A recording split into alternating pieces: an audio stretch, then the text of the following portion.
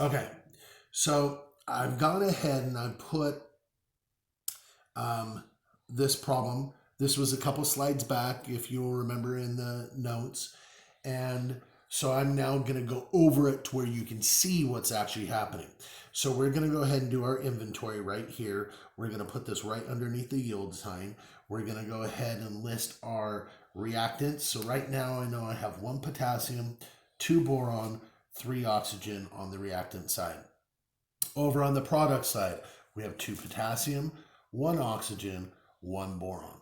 Okay, so we can see every single one of these is not balanced at all. And so we need to really go ahead and balance these. Let's go after this oxygen since that's the biggest number here. Okay, and with that oxygen, let's plug a 3 in up here for this coefficient. Now by plugging that 3 in, we're going to have 3 times 1. That gives us 3 oxygen on this side. But remember, that 3 is not just distributed to the oxygen, but it's also distributed to the potassium. So 3 times 2, that makes this 6. Okay, so that is changed. Now this 3 does not affect this boron because of that plus sign right there. Boron has its own coefficient, totally different. So the coefficient's only for that one molecule. All right, so our oxygens are now balanced, okay? And we can very easily, now we can see, okay, if I plug a 2 in here, 2 times the 1, this now becomes a 2. So our oxygen and our borons are now balanced. And now we only have to worry about potassium on this side. So if I plug a 6 in here for a potassium, this now becomes a 6. And as we look, our potassiums, our borons, our oxygens are all now completely balanced. So I've got a 6. We don't have a coefficient here. There's no other changes that need to be made, so we're going to make that a 1. And now we have 6 potassiums for every one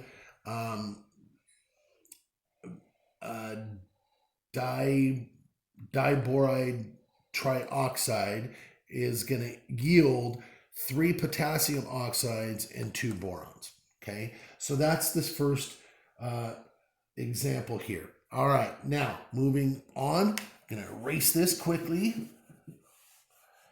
Okay, our next example that you guys had.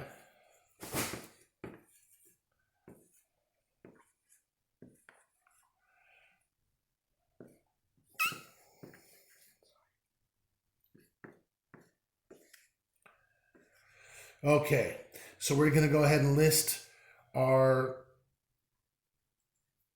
elements, do our inventory. We're going to do it right here in the yield. So I've got a potassium, a chlorine, and oxygen. We're going to go ahead and do the reactant side. So I know I have 1 potassium, 1 chlorine, 3 oxygen.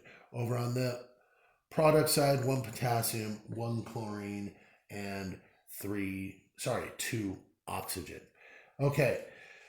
So obviously we have some differences here with these numbers. 3, this is an oddball number to deal with, and we need to make it an even number. So let's go ahead and multiply this by 2. So we're going to plug a 2 in for the coefficient here.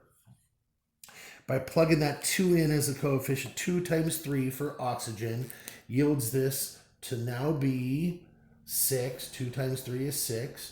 But remember, this 2 is not only distributed to the oxygen, but to the chlorine and to the potassium. So 2 times 1 is going to be 2. 2 times 1 is going to be 2. So that is now what our reactant side has. Now let's go over to the other side. Okay, so we have a 6 here, and we only have 2 for the product. So real easy, we know 2 times what number gives us 6. We know if we plug a 3 in here, we now end up 3 times 2 is 6. So now our oxygens are balanced, and we have 2 potassium, 2 chlorine for the reactant side. We only have 1 potassium, 1 chlorine for the product side. So if we plug a 2 in here, 2 times 1, 2 times 1, again, we end up getting 2's. And now we have a completely balanced equation. We have 2 of this molecule yields 2 of those molecules and 3 of the oxygen molecules. Okay, so that's example 2. You see how it's done. Notice I'm not drawing out the molecules like we did with the very first one with water and the hydrogen and oxygen. You can do that if it makes it easier for you to see. All right, our third example that we're going to do. We have iron plus fluorine, which is a diatomic, is going to yield iron fluoride.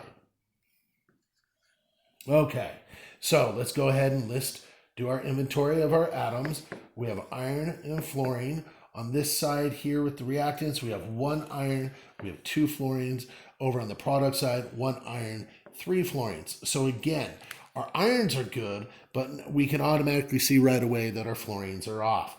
So what we need to do, let's go after this 3 because it's an oddball number. Okay, let's go ahead, multiply it by 2. That way it will become even. 2 times 3 becomes 6. But remember, this 2 isn't just distributed to the fluorine, it is also distributed to the iron. So 2 times 1 now is going to be 2. Okay, so over on this side, we now see we got to make some changes. We need to have 6 fluorines. So 2 goes into 6 how many times? 3 times. So 3 times 2 is 6. Our fluorines are now balanced. And now for our iron, we need to plug a 2 in here. 2 times the 1 will give us 2. And now we have a balanced equation with 2 iron molecules plus 3 fluorine molecules yields 2 iron fluorides. Okay? All right. Now, our last problem that we're going to be looking at. Okay? Our last problem, we've got, let's see. I want to use a couple different colors here just because we have some polyatomic ions. So, I'm going to use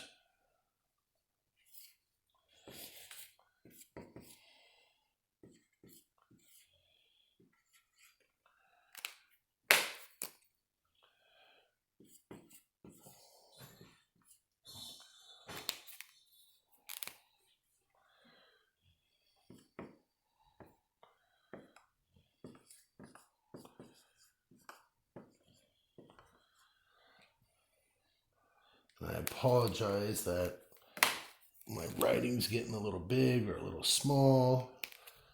It is just what it is. So for our ammonium ion, we will use the light blue.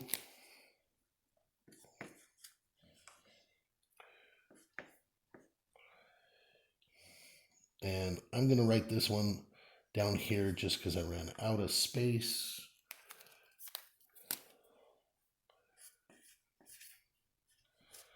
Okay, and that's a 4. Okay, so we're going to go ahead and list these. We're going to go ahead. Notice I have 2 polyatomic ions. I've got ammonium on both sides of the equation. I have phosphate on both sides of the equation. And because of this, we want to keep those as a group. We want to keep right here ammonium as a group, and we want to keep phosphate as a group when we list them as the inventory. Now for the Cr, chromium, and bromine, we will go ahead and list them separately. Again, we don't want to break this up. We don't want to have a nitrogen and a hydrogen. We don't want to have phosphorus and oxygen because then that just makes this list a little bit longer, a lot more things to deal with. So let's just look at how many ammoniums I have on this side. I have 3 on this side of the equation, okay? And I only have 1 over here. All right, phosphorus, I have 1 and 1, sorry, phosphate. For chromium, I have 1 and 1. For bromine, I have 3, and over here I have 1. So the obvious thing that we want to do is we want to get rid of this weird 3 Okay, sometimes we would multiply to get rid of the 3 and make it an even number. But in this case here, we can see that these two, okay, the ammonium ion and the bromine are 3. And look, if we look at this side, we have the ammonium and bromine. So if we plug a 3 in here, that will change this to 3, right? Because the 3 is distributed.